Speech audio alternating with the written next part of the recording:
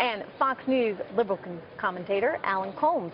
Good to see both you guys. All right, Boris, what does he need to bring forward tonight so that all those Americans who don't know who he is will like him?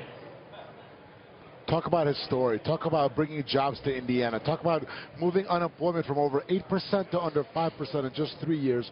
150,000 new jobs created in Indiana. This is a proven business leader, somebody who's been in Congress, foreign national security experience, someone who knows Congress, who knows Washington, but also knows how to lead. We're confident the American people are going to get to know Mike Pence, are going to like Mike Pence, and the Trump-Pence ticket will win on November 8th.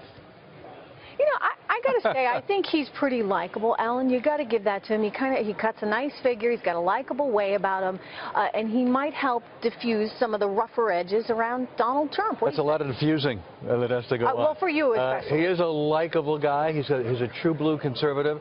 Everything Boris just said would make a great speech, which means that he has a much better command of policy than Donald Trump does. I mean, here's a guy, he's really one of the most conservative governors in the country, one of the most conservative members of Congress, anti-gay, fought against LGBT rights, stands for all the things that is the opposite of the direction the Republican Party said it should be going in during its autopsy report after Romney lost. But in some ways, I mean, a lot of evangelical Christians didn't entirely trust Donald Trump, right, Boris? I mean, and so this was important for him to bring forward a real, true conservative.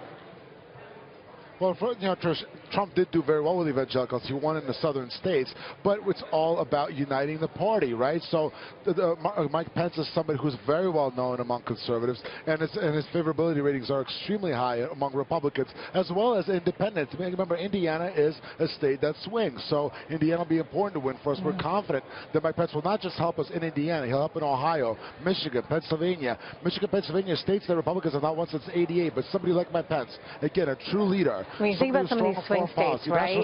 Alan, that's where the real contest actually is. So he's gonna lend a helping hand in Indiana. I think he's much too conservative for the swing states. Hey, look, if Donald Trump were to have Mike Pence in order to unite the party, there'd actually be some Republicans at the convention here. You know, so many people not here, a lot of empty chairs. The people speaking are not the top rung of the Republican Party. Well, no, I mean, that's a fair criticism. We've been making that point. You know, it's too bad, though, that you don't have the Bushes, you don't have Mitt Romney, you don't have, you know, these legacy conservatives here.